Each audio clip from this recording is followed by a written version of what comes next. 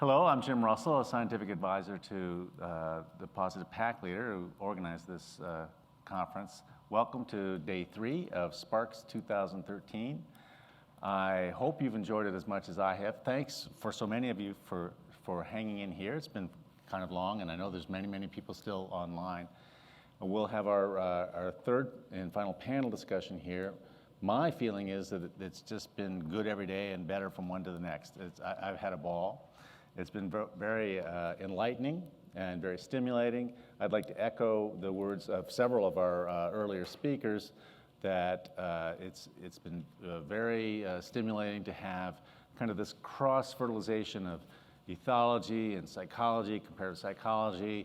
And today, particularly, I wanted to invite Prescott up to join us to get a feeling from the training community and it's the relevance of this activity, this SPARCS initiative, to the practical world of because it's been a little academic.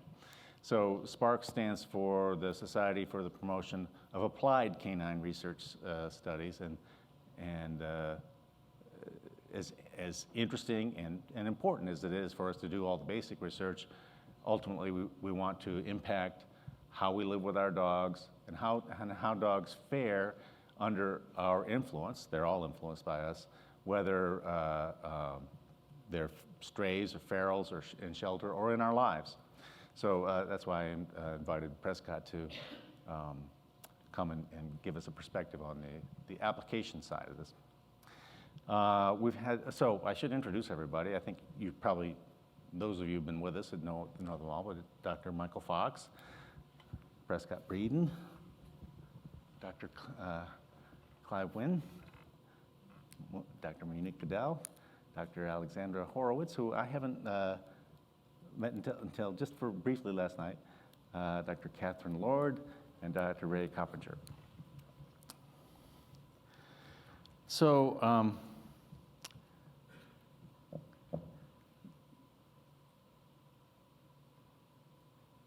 one thing that struck me, my background quite a while ago was as a field zoologist doing studies of animals in the field, and I was, as I rekindled an interest in dogs, I was kind of frustrated that we have just a dribble of knowledge from dogs, as it were, in the field.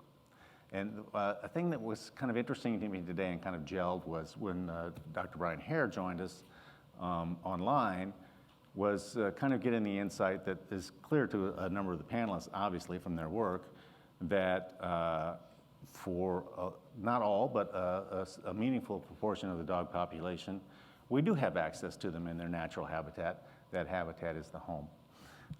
And I like, Dr. Hare particularly referenced something that I think is particularly interesting for us. This initiative is unique and novel and audacious, and one of the reasons I wanted to ask Prescott up here is to thank him for pulling this together. It's been a great success, I think.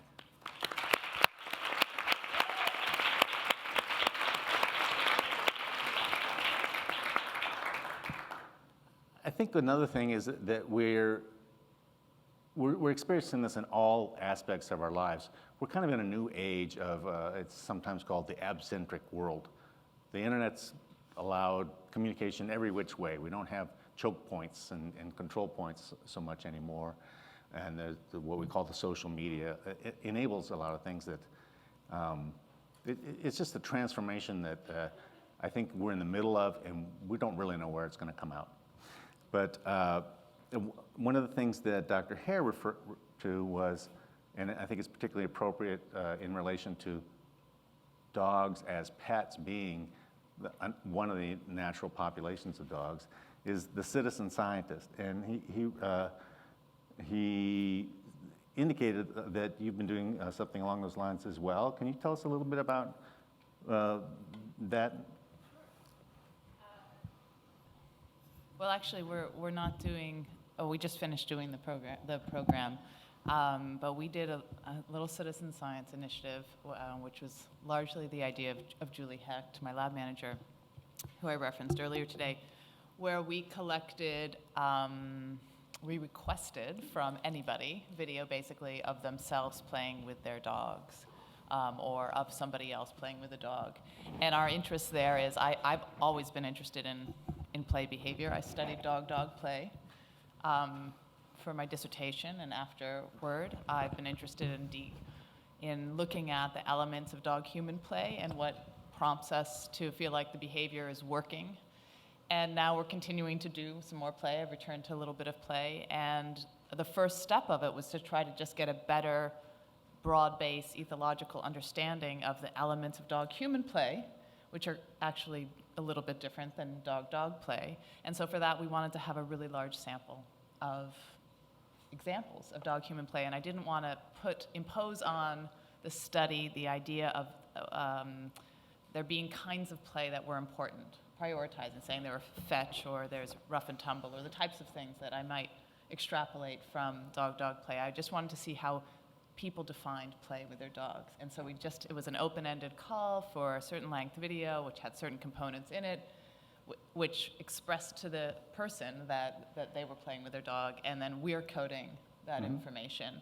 And lots of people, a couple of hundred people, responded to this and submitted videos and answered questionnaires for us. It's really wonderful, and now we're coding that, basically. And that will be the basis of further research where we're looking at the hormonal effects on human and dog of a human-dog play interaction. Cool.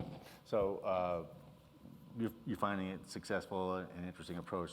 It was a great approach. I mean, I think that the key was here, you have to, first of all, I think it's important that we weren't asking everybody to analyze what was happening. We were just asking them to interact with their dog. I mean, that's the kind of ethological approach to human-dog interaction, is looking at dogs in a natural setting. We could go to homes, videotape people with their dogs, or go to dog parks, videotape people with their dogs. But instead, we asked people to send us these videos. And I think either is equally good. It was really, I think it was quite enjoyable for people to be involved. It was very minimal investment. They didn't have to set up a time with us to do it.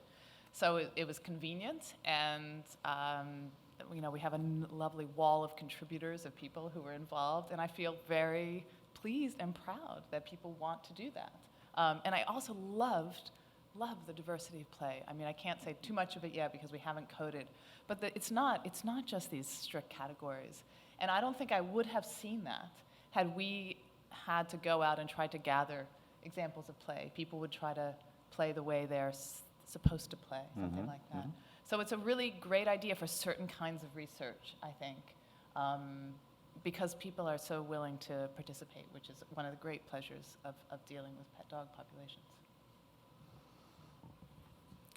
Have others had experience with kind of, I don't know, abcentric research? But I'd just like to give a historical note here that all of this makes me feel really good, because dogs are not being kept in laboratory cages for these kinds of studies. And I think it's a major step forward simply in that, plus the cost savings and the welfare is pretty well taken care of. I think there's a number of people also maybe not going and doing the video stuff's wonderful, and another way around it is there's a lot of institutions that would like the information but also have a lot of dogs. So shelters, guide dog institutions, places like Wolf Park, where they have a group of animals that get enriched from the experiments as well, and then they get the information once we're done. So there's that sort of interaction as well. Well, that's an interesting segue. It will bring us around to the applied side of these things. A number of you have in your writings touched on what I think is an important part of the applied side of this. We have a tragic population of dogs in shelters, and as some of you have described, the rules for keeping them in shelters are terrible also. They isolate them.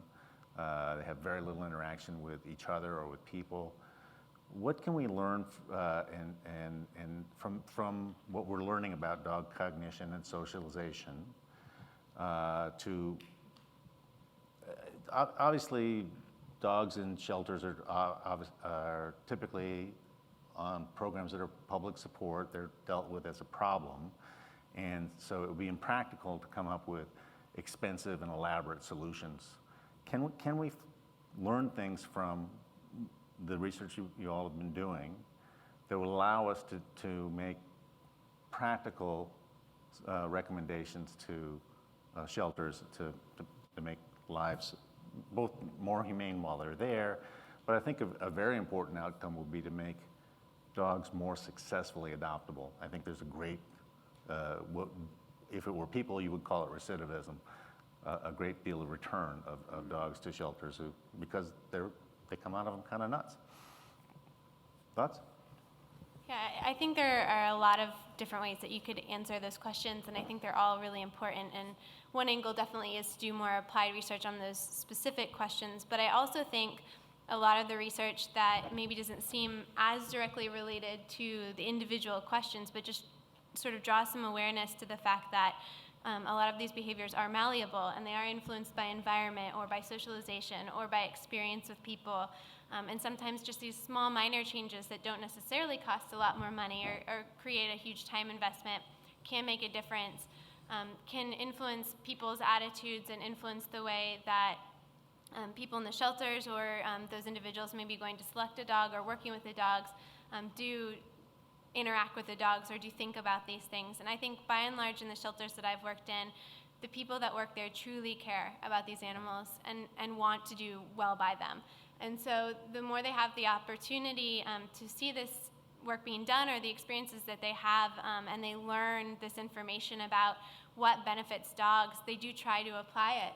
And I think even just by having researchers like Kathryn mentioned go in and interact with these dogs and provide a source of enrichment or maybe engage them in pointing tasks, even though they seem like little contributions, those things too might end up benefiting dogs as well. So there are a lot of different ways that those populations can be benefited. And indeed, you're right, I think there needs to be more applied research to answer those specific questions.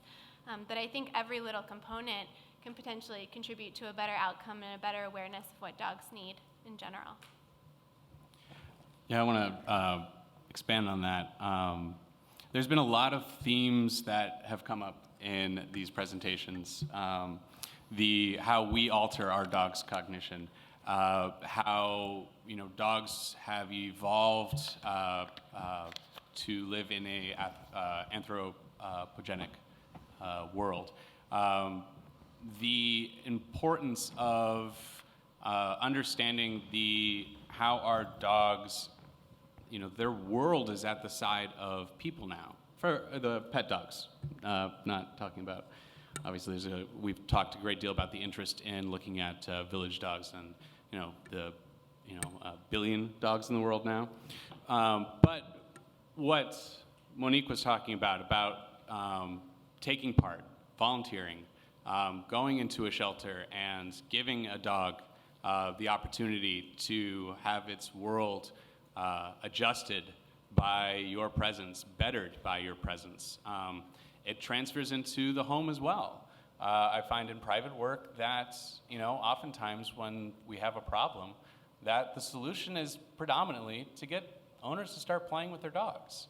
We talk a great deal about very advanced concepts and, we talk a lot about advanced behaviors, but we also see a lot of tremendous nuance in what we do in the applied setting as trainers out there, and everybody talks about a lot of really tremendous results and really interesting different ways that they approach it, and I think that speaks very solidly to the importance of how much we have to be playing with our dogs.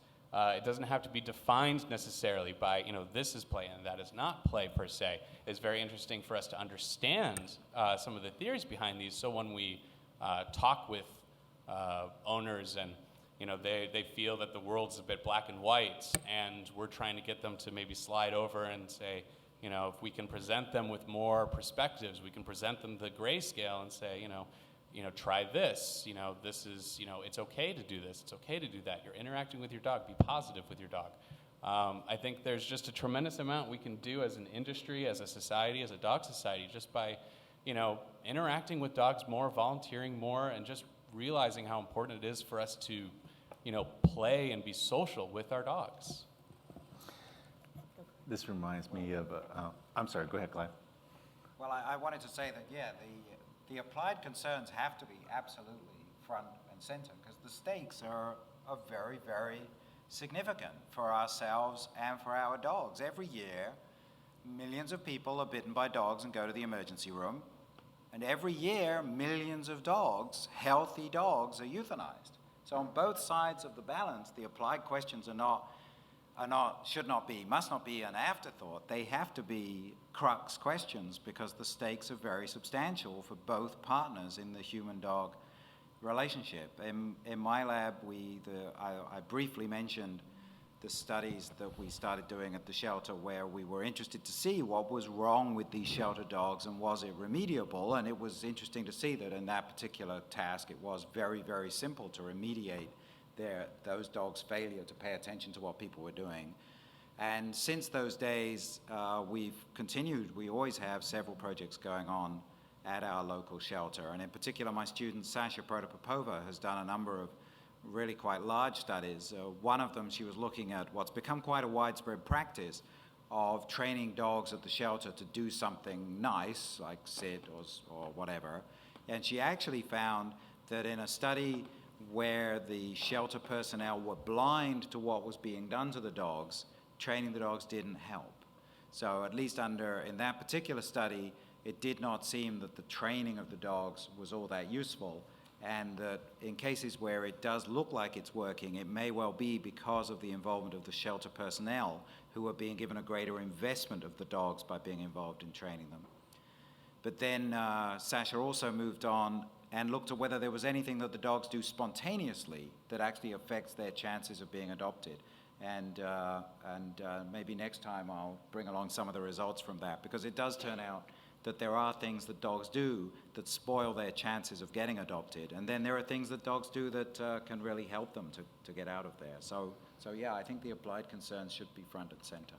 Can I speak to that briefly? I Please. just want to share a story from, I guess I was speaking in Michigan, and some members of the Michigan Humane Society came to me and they said, we know about your guilty looks study, and what we found is that if we teach some of our dogs the guilty look, that they're actually more adoptable.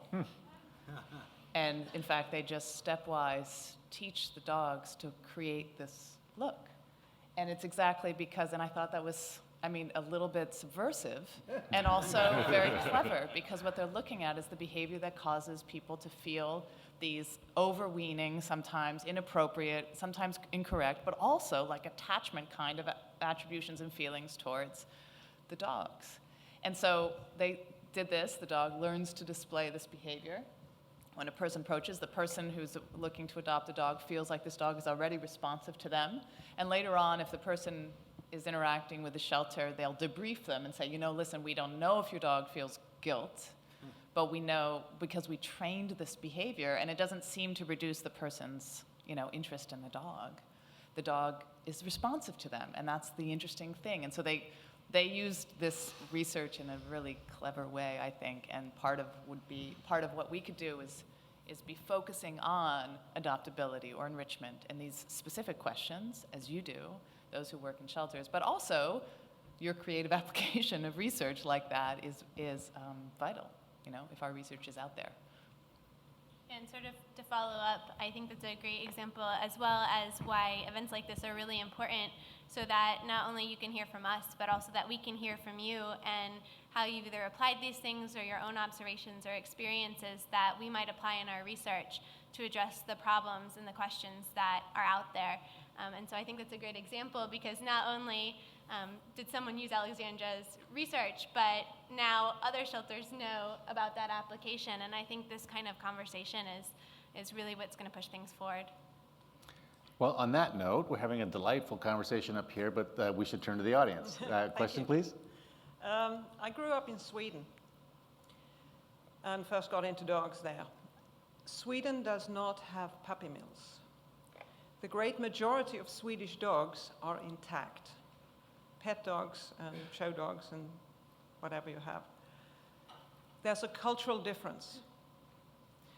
And it comes down to responsible dog ownership and a strong canine organization like the Kennel Club that takes in all dogs, purebreds and mixed breeds and all. There's a culture of joining. You get a dog, you get a car, you join the Automobile Association, you get your dog, you go join the Kennel Club. I was shocked when I came out here to North America and realized that I was supposed to spay and neuter my pet dog. And it took me a long while to understand the huge problem. And I'm helping at the local shelter. I'm volunteering my staff at the local shelter.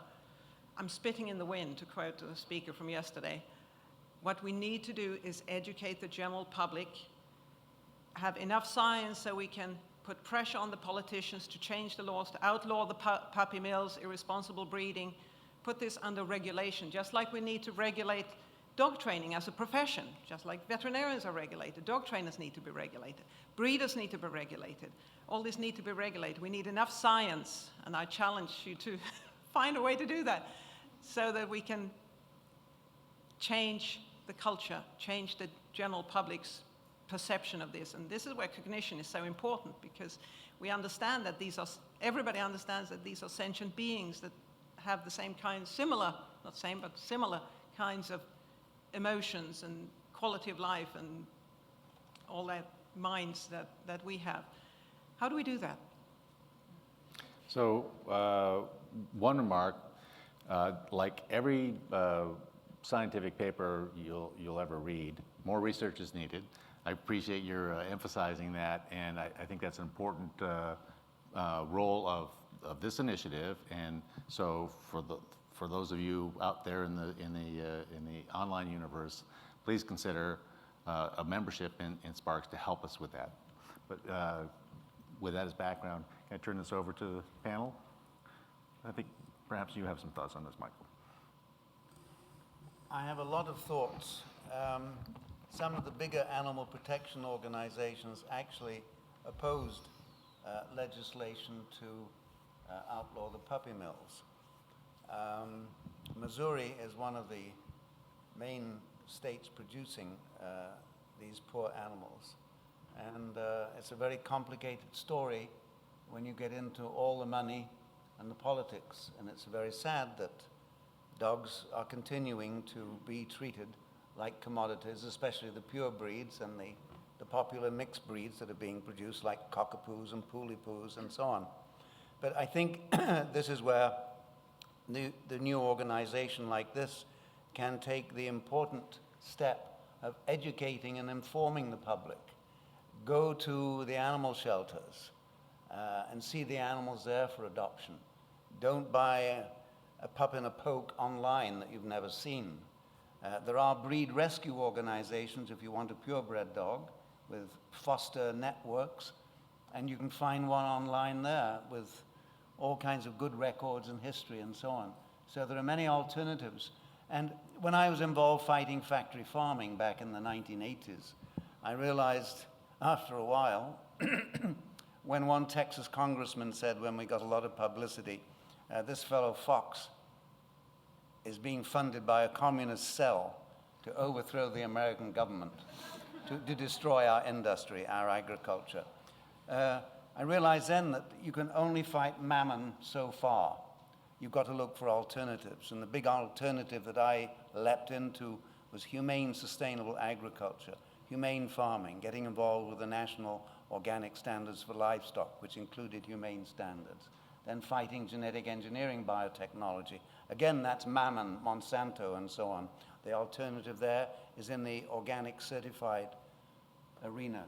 And educate the public to go that way and look for pet foods from that source, as I spoke about. So I think the adversarial mentality and rage against the dying of the light, to quote Dylan Thomas, is all very well, but there's so much mass in this juggernaut of mammon that we need to look for alternatives. And through this new organization, I think we can find those alternatives, find the gentle way, the healing way, educate the public, get into the schools, bring dogs into the schools, show children how to relate, how to play. I'm going to take that home and try it out with my dog.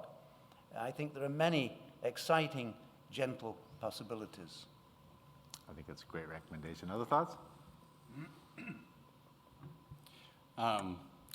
I love the question and the comments, and I think in line exactly what Michael's talking about. It's there's multiple things required.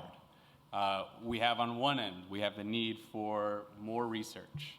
The work that you guys do, continuing to ask new questions. But on the other hand, we have a lot of things we have already learned quite a bit about.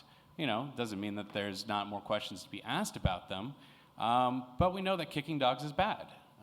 We know that, driving electrical current through animals is painful. We know that there are certain things we can start looking at to start educating the population to do better at finding ways to, promote more, I try to avoid cliche words, but, to be, to respect our dogs like we would our family, like our children, like our friends. They cohabitate with us. I've raised, in my home, I have one dog I've raised, and I have 3 others that live with me. We have to do a lot, and so part of that requires looking at a lot of legislation, looking at ways to try and get even starting at local levels, but hopefully building larger scope. Being able to present evidence to start instilling programs that can show dramatic change in welfare standards by the courts are they're complicated. I've already met with numerous legislators and locally, at least here in Washington. One who's actually my client. Those are very enjoyable beers and very educational.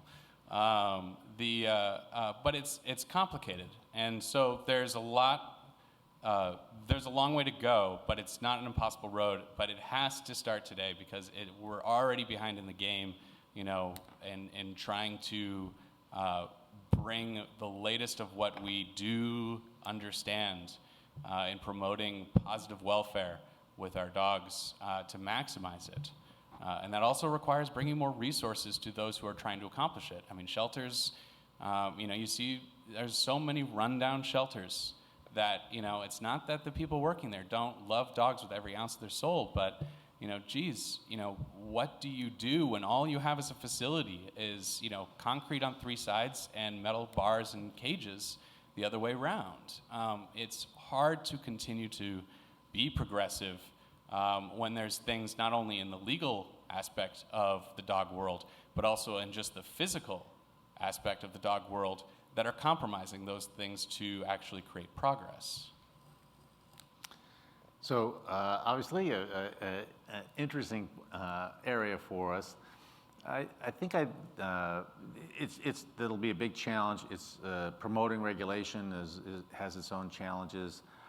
I'm inclined to bring us around to the note that Michael was emphasizing, the healing side. So one way to address the problems of animals in shelters is to not let them get there in the first place. What can we do as owners and trainers to make dogs kind of more healthy, socially responsible, and effective members of our culture so that they don't end up being abandoned? Part of it, I think that you're right, there's a real difference in culture between Sweden and the U.S. about responsibility, for lack of a better word. But I think there's also perplexity among people that there's people that get a dog for the first time when they're adult. They didn't have dogs when they're kids, and they really don't know what to do with it, and they get themselves kind of in over their depth, and they get desperate. You have another question? There was someone? Yes.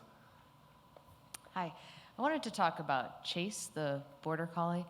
I think it was said that with working dogs, or herding breeds anyway, you wouldn't ask the dog to go and actually identify 1,200 different sheep as individuals. But it seems like as a calculation in the brain, that a working border collie would have at least that many different calculations based off of the combinations of sheep that they were working with and what challenges they presented and how they might respond and adjust. So it just wasn't surprising to me that he could do that, and it seems like most dogs actually could do something close to that. But I was just kind of curious about your understanding of that type of thought process and if it's similar to say that. Well, I don't know. I mean, there's a sense in which knowing the names of objects is not a very complex thought process. I mean, she doesn't manipulate the objects, but the sheer capacity just has me baffled. The sheer capacity that it could keep going apparently indefinitely. As I say, he only stopped at 1,200 because he realized that he couldn't himself remember what objects he already had in the collection, and he was wasting money buying multiple copies of toys. And that just seems so far away from anything that a dog under any circumstances is ever asked to do. I mean, I agree with you that there are complexities to being a sheepdog, certainly, but they don't seem to be complexities of that kind. That's what puzzles me about it. I don't know whether anybody else on the panel has a take. I just think that it might play off of the fact that dogs are amazing cue readers in the first place. That seems to be a lot of their cognitive capabilities come down to that amazing ability to read cues, and that the words could just be more cues, and this particular dog has been doing this from such an early age that type of cue could have been generalized, and it's an impressive memory, no doubt, but I'm not sure it's as cognitively difficult as we might lend it to be. I can't remember 1,200 things. Well, actually, I do a little bit in my work with the cognition games, and it's very funny when I look at a dog that is capable of over 1,000 objects, because some dogs you give them 2 objects, and you spend 1 or 2 weeks, you really work on it, and after 5 minutes they've got bubbles coming out the side of their face. They're so mentally exhausted. Which really reminds me of Monique's talk about where is that average dog.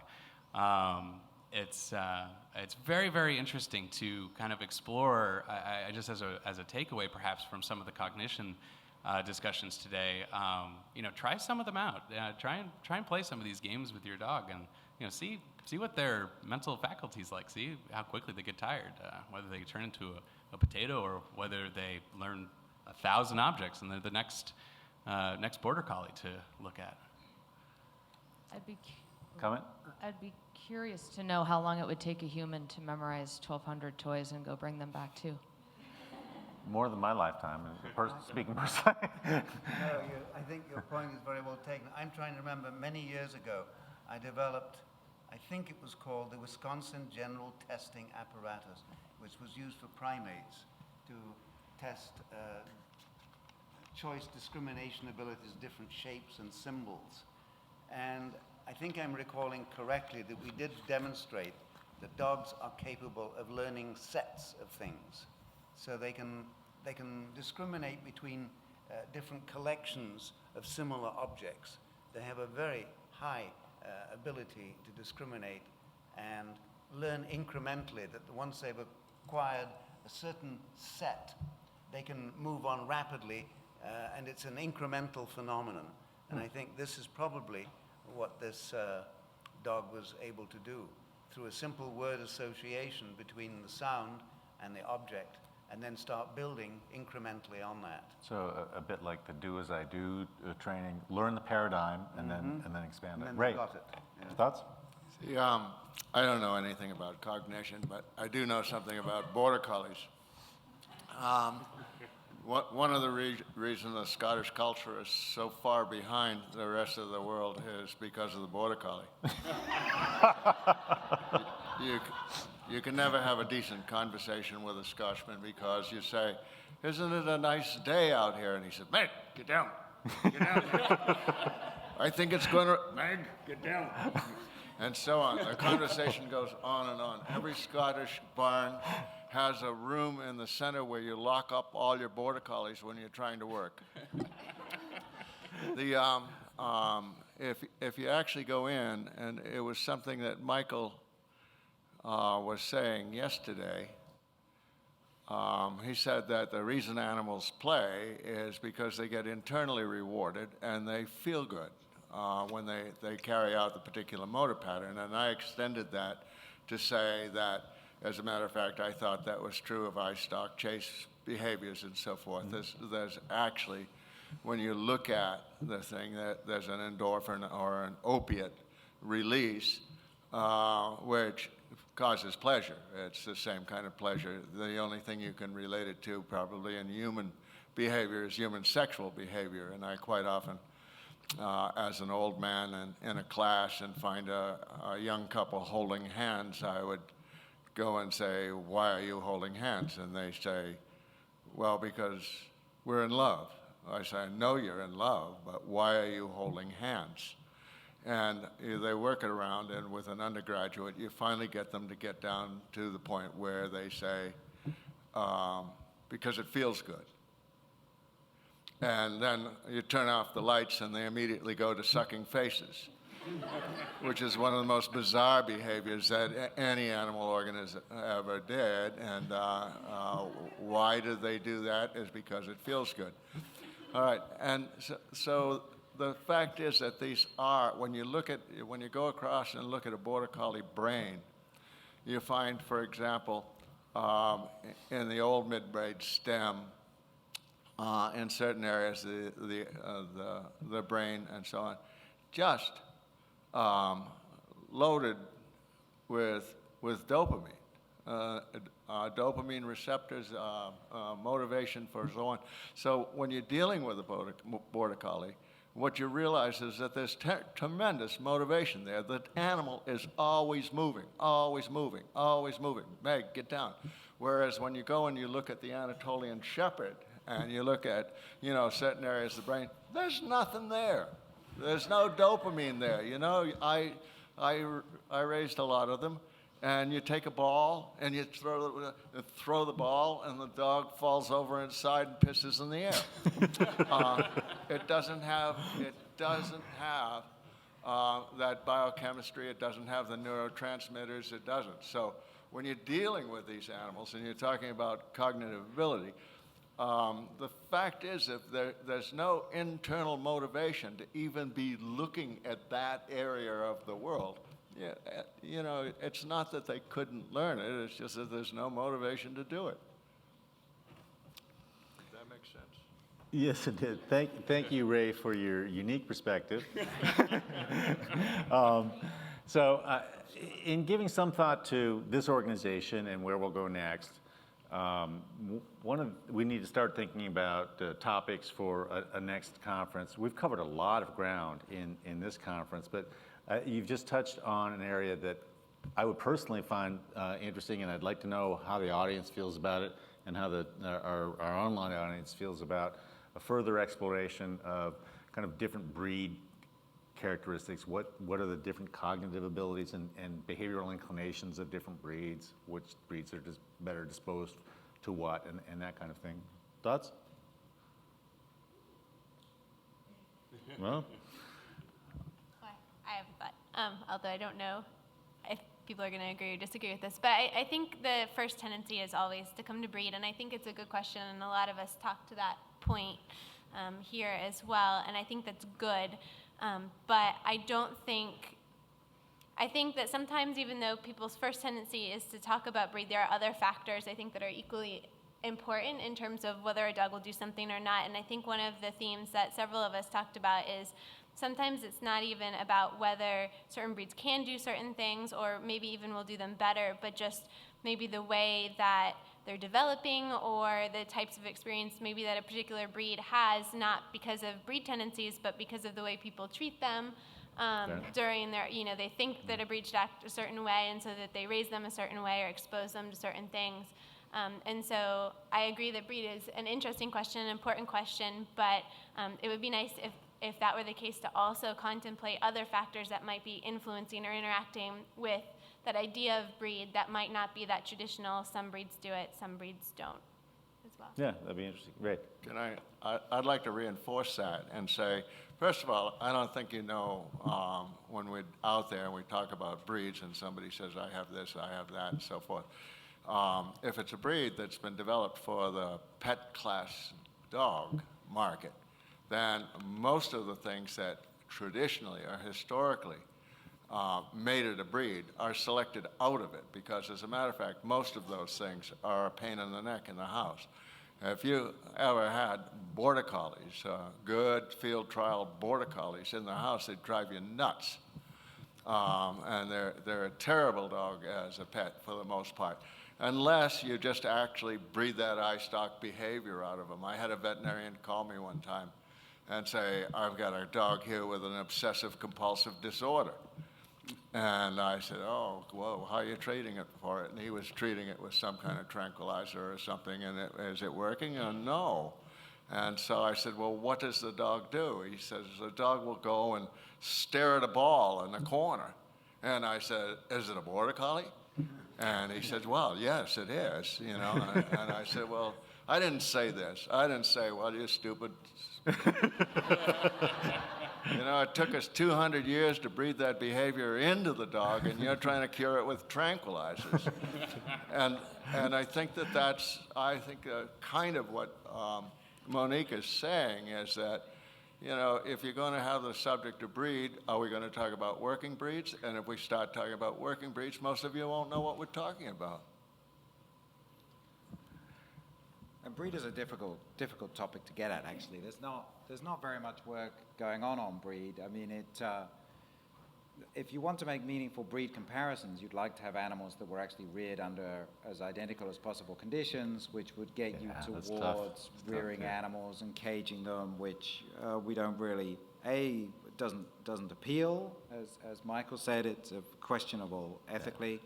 And it's also just too expensive. There's nobody willing to pay that kind of money. I mean, the last time that was done on any scale was Scott and Fuller, which is a long time ago, and in today's money would have been a multi-million-dollar project every year, and more's the pity, but there doesn't seem to be anybody who wants to spend that kind of money on dog behavioral research these days. So it is a challenge to get a large number of any breed. It may be a place where the citizen science approach would be have some contribution, but then it would be very difficult to disentangle what the breed was and what the owner expected of the breed and how they raised the breed.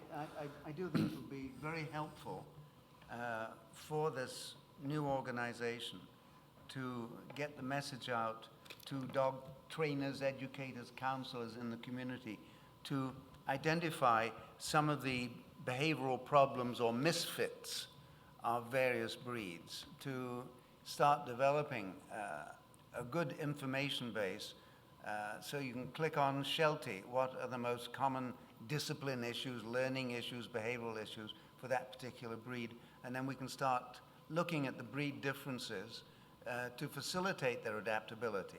But once you get the word out that I'm agreeing totally about the border collie, I've had the most tragic letters, and sled dogs too, in high-rise apartments in New York. The whole thing becomes absurd with some of these high-energy working dogs. They just can't adapt to that environment. But you start getting that word out, and you'll have the breeders of those animals on your case. Exactly, yes, it's So certainly the controversial. politics and the egos get rather twisted here. But I think it would be enormously beneficial if we could get more information. I mentioned on my nutritional talk about Gene Dodds, who's developing the science of nutrigenomics, looking at the special nutritional needs of certain breeds because of their genetic problems and metabolic problems and so on. And I think if we can start thinking in that mode too for their behavioral adaptability, and evolution is simply adaptation, to help them evolve and become fitter in the average home environment that they're in today, the anthropogenic environment. And I have coined the term anthropogenic disease for the afflictions of livestock, crops, and other domestic animals.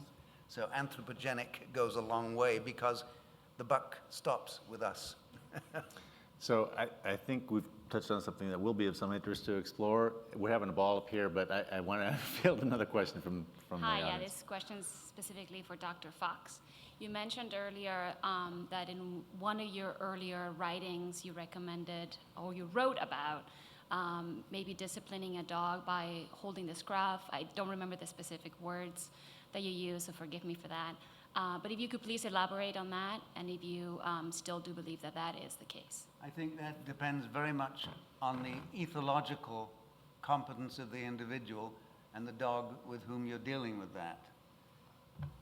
Generally, there are gentler ways of doing this.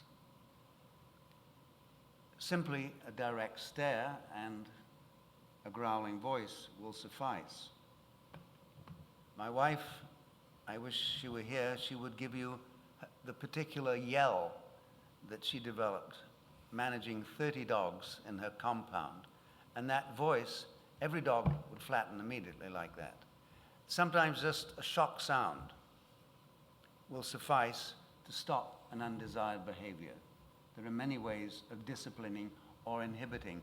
Then you remotivate. You give them a toy, you give them a treat. I'm not one of these people who carries a bag of treats around all the time and that the dog is simply conditioned to expect food all the time. It's a very narrow horizon. There are many things that we can do to remotivate. Picking up a leash, time to go for a walk, change the mood, change the context. Yeah, I think I would like to jump on that since I do a lot of modification of behavior. And I definitely employ a very ethological approach. And I think what could be misconstrued a little bit is that when we're, Dr. Fox mentioned, an eye stare, certainly a threat signal. Not necessarily, as he said, there are gentler ways, and there are still even more gentler ways than that. I think it really depends on the context of the dog. I think we do, I know that owners do more confrontational things with their dogs than they realize. When the very common, and the dog stops. The dog stops because you've introduced conflict to a situation. And that's they're trying to resolve that conflict. It's very low levels of conflict, but we have the spectrum of conflict behaviors that happen. And when we look at there was that wonderful study that Heron and others did, where the training techniques were separated into direct confrontation, indirect confrontation, and non-confrontation. And the responses with aggression were enormous in the first two groups, in the direct and the indirect confrontation. As high as 43%, I think, responded, dogs in the study, in this questionnaire, responded with aggression to these techniques. Dogs starts to go to the bathroom in the house. We start clapping and yelling, to try and stop the behavior. We do confrontational things. So I don't want to I would like to add to what to Dr. Fox, sorry, Michael, is saying that there's a broad gambit and very complex social ballet going on with our dogs. We do things inadvertently and we do things intentionally. And, the more we focus on trying to, focus on motivating the behavior from the right place in the first place, not being overly confrontational, constantly seeking that more cooperative interaction with our dog. That's the ultimate goal. But I think it's also a bit of a fairy tale to think that we're never, even the people who are the most passionate, that they're never confrontational with their dogs, with their pets. It happens. It's just, there's a bit of conflict in our history as a species. We don't always intend for it. But we raise our voices. We get caught off guard. It's a complex web of things. But very often simply ignoring, avoiding eye contact. The direct contact can be a command or a challenge. But I showed you one of my wolf slides where the alpha wolf is just ignoring the other wolf to give the cold shoulder, to avoid a confrontation. And I've had more than one letter and urgent telephone call where the dog will not allow the husband in the bed with the wife. And the husband wants to do all kinds of things to the dog. He's not happy, but he really should talk to the wife. One veterinarian said he had an emergency call like that, so his old friend, my dog, and it was a very large dog, would not allow him in the bed. So he said, well, meet me at the front door and give me your dressing gown. And so he charged into the bedroom and just ignored the dog and got next to the wife with the dog and had the wife push herself over. So eventually they pushed the dog off the bed, problem solved. It was a matter of the wife's behavior. So in a lot of behavior issues in families, you have to see the dynamic of what actually is going on, involving more than one person. So I think we're running a little short on time. I'll continue real quick. Audrey, do you have stuff for us from the online community? We've overlooked them a little bit. We do actually. We have a few. There was one in particular that was directly for Alexandra. And they wanted to know, since you're not a fan of dogs wearing raincoats or costumes, what are your thoughts on the Thunder shirt, and how does it make any sense that if pressure on the neck is stressful for dogs, how would that cause dogs to feel better during a stressful situation? Great question. I haven't studied the Thunder shirt, and so I don't know about its success. I know that its success is variable. You know, some dogs might find relief and some might not. And I'm not saying that dogs won't go outside in raincoats. We know that they often will, although some will not. I'm suggesting that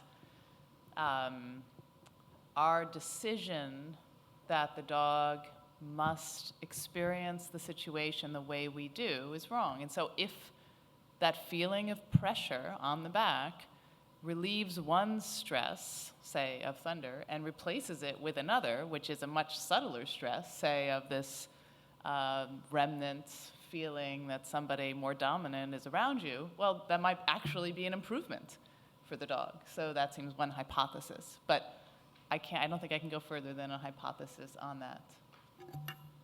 We've had someone patiently waiting over here. Hi. It seems like a lot of the research that we heard about today is based off of psychological models used for humans.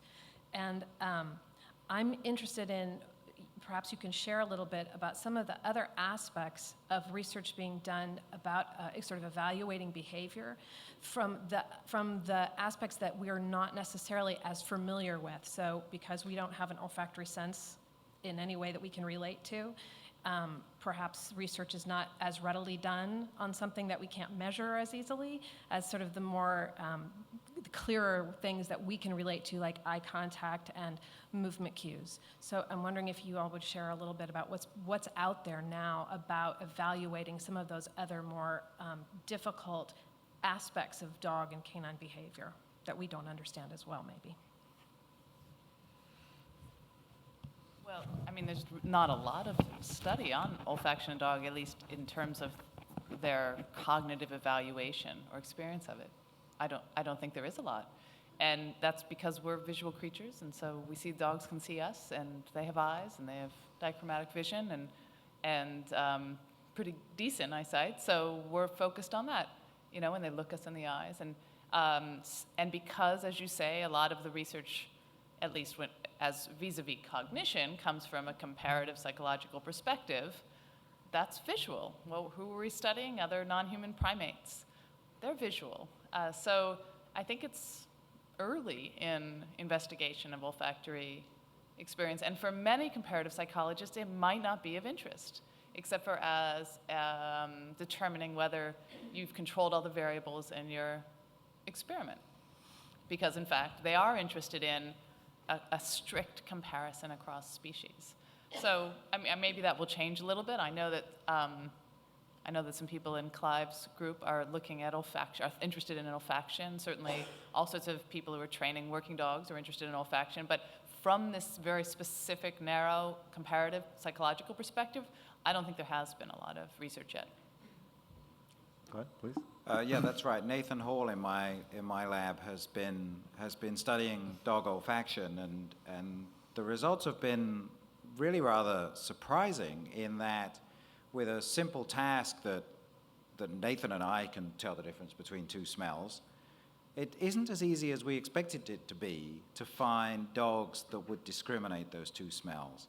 And when I was on that trip to Israel that I've mentioned a couple of times, one of the things I did was I stopped in at Tel Aviv University and I visited with Joseph Turkel, who's pretty much the world's leader in developing better ways of training sniffer dogs. I mean, sniffer dogs are a really big business, right? I mean, in the world we live in today, there are millions of sniffer dogs, and the Israelis are leaders in developing better ways of using the nose of the dog, and Turkel works with the Israeli army and so on, and they've been breeding special dogs. And I told him how shocked and disappointed I was that fewer than half of the dogs were just using people's pets, and fewer than half of the pets that we would bring in and assess for their ability to find something using their noses could actually pass our apparently really quite simple test. And he said to me, oh, well, if you could get 40%, that would be really good. The Israeli army can't get 40% of their dogs that they breed specially to succeed in the training that they need them on. So I mean, it would be early days to take sides on this yet, but I think it's possible that many of the dogs who live with us learn that we are visual and learn to be much more visual and to pay less attention to their noses than we might have thought. But it's early days. I'd just like to add that because they have the ability to see, hear, and smell while they're developing all those cognitively important things, that they can pick and choose what they attend to. So over, say, what a wolf could do. So while they probably have the same ability to smell, they can attend to certain things. And if they learn to attend to certain things in general, like their vision over their smell, then that could be a definite possibility. I just have a very... I'm sorry, another question? Just a very simple question, I hope this time. Nothing complicated, just a simple piece of behavior.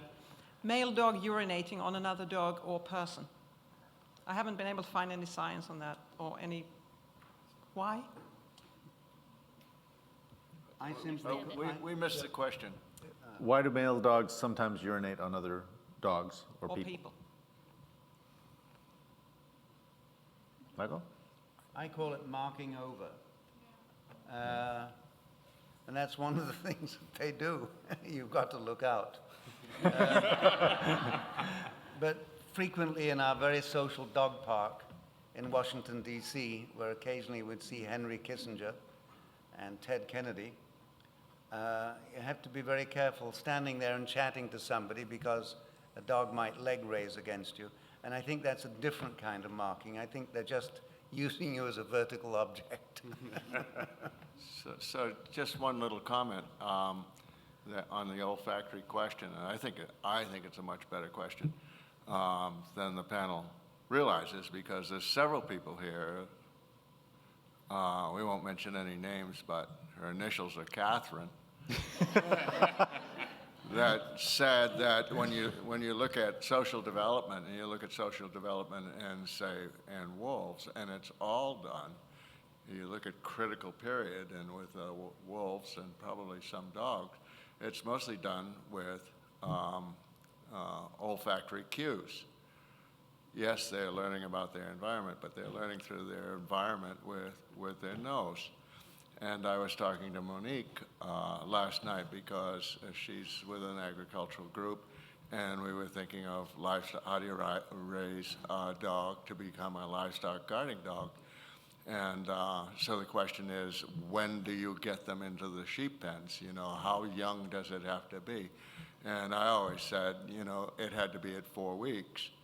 And basically, is what Kathryn says, at 4 weeks, they're mostly on their nose. They've been on their nose for 2 weeks.